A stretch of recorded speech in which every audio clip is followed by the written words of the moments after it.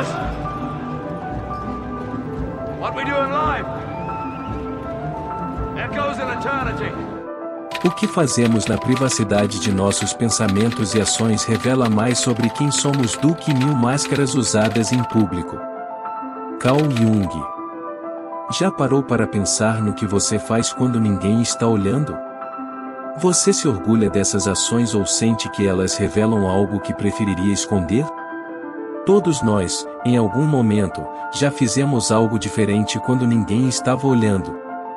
Seja algo banal, como cantar alto no chuveiro, ou mais significativo, como quebrar uma regra. Essas ações são, muitas vezes, influenciadas por uma parte de nós que não aparece facilmente em público, o lado oculto da nossa psique. Mas o que isso realmente diz sobre nós?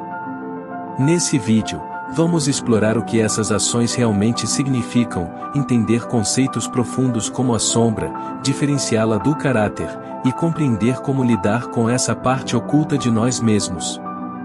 Também veremos o que grandes filósofos disseram sobre o tema, analisaremos um estudo de caso que exemplifica essa ideia e aprenderemos formas práticas de integrar esse lado escondido. O conceito de sombra, Carl Jung. A sombra, segundo Carl Jung, é a soma de todos os aspectos de nós mesmos que reprimimos ou negamos, consciente ou inconscientemente. Quando estamos sozinhos, longe dos olhos do mundo, temos a liberdade de agir sem medo de julgamentos ou expectativas externas. É nesse espaço de solidão que a nossa sombra pode emergir.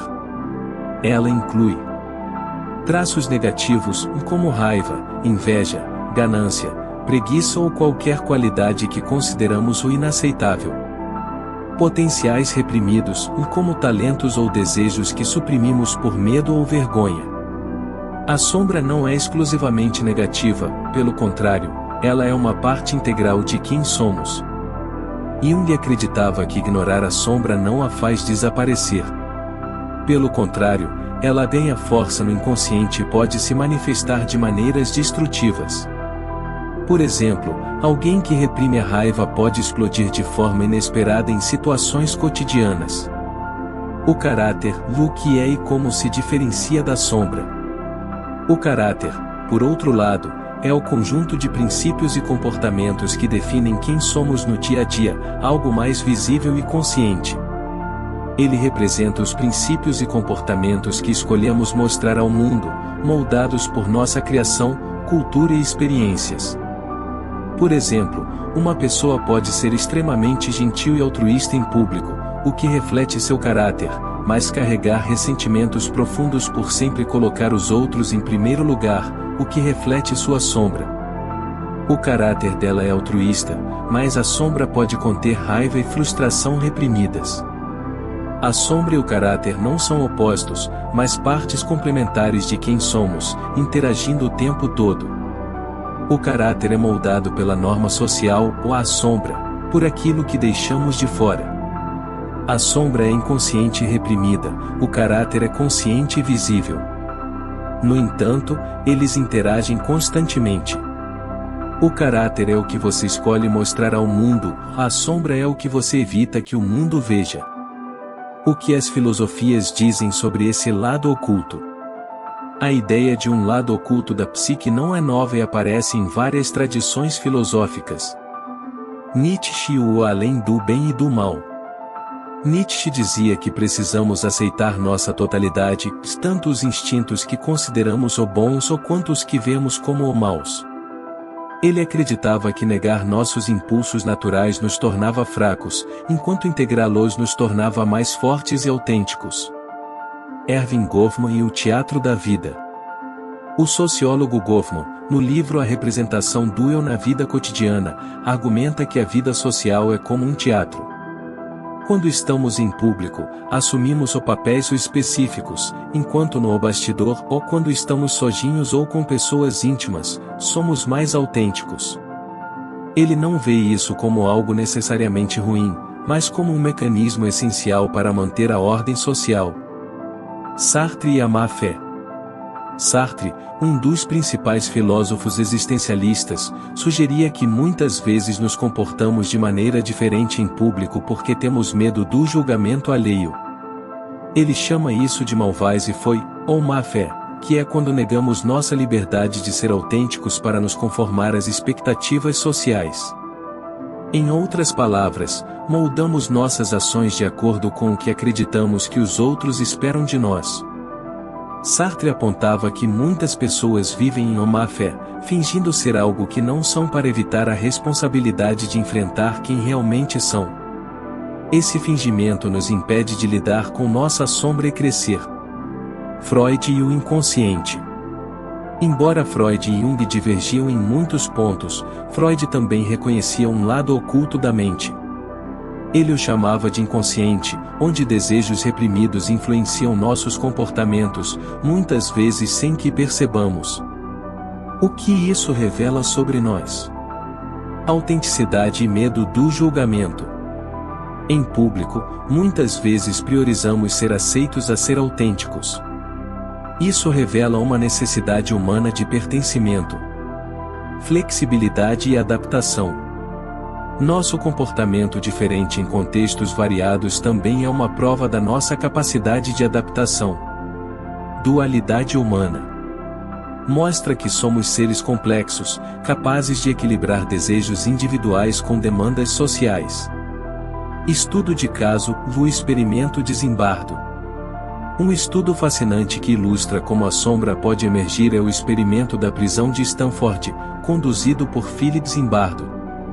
Nesse estudo, voluntários foram divididos em dois grupos, prisioneiros e guardas, em um ambiente simulado. Os guardas, quando livres de supervisão e normas externas, começaram a demonstrar comportamentos autoritários e cruéis, mesmo sendo pessoas comuns fora daquele contexto. Isso mostra como, sem restrições sociais, aspectos reprimidos podem vir à tona e a sombra em ação. Embora o experimento tenha sido criticado por questões éticas, ele ilustra o impacto do contexto na liberação do nosso lado oculto. O impacto das redes sociais na sombra. Hoje, as redes sociais atuam como um palco constante. Aqui, muitas pessoas projetam versões idealizadas de si mesmas, reprimindo sua sombra ainda mais. Usam o anonimato para expressar impulsos reprimidos, como ódio ou inveja. Essa dinâmica reforça o problema: quanto mais reprimimos a sombra, mais ela encontra maneiras inconscientes de emergir, e isso pode ser destrutivo. Como integrar a sombra e crescer como pessoa? Integrar a sombra não é justificá-la, mas compreendê-la e usá-la como ferramenta para o crescimento. Aqui estão algumas formas de fazer isso. 1. Consciência. Reconheça os comportamentos ou pensamentos que você prefere ignorar. Pratique a autoobservação: por que sinto inveja? Por que ajo assim? 2. Aceitação. Entenda que todos têm uma sombra, e isso é humano. Pare de se culpar por aspectos negativos, eles fazem parte de você. 3. Transformação. Use terapias como a análise junguiana para explorar e integrar sua sombra. Expresse-se em espaços seguros, escreva, converse com amigos ou pratique artes que revelem quem você é. 4. Ação gradual. Exponha sua sombra aos poucos, em ambientes de confiança. Por exemplo, se você reprime sua criatividade, comece a compartilhar pequenos projetos. Imagine uma pessoa chamada Lucas. Ele sempre foi visto como o bonzinho ou da turma, mas, em casa, descontava frustrações gritando com os pais.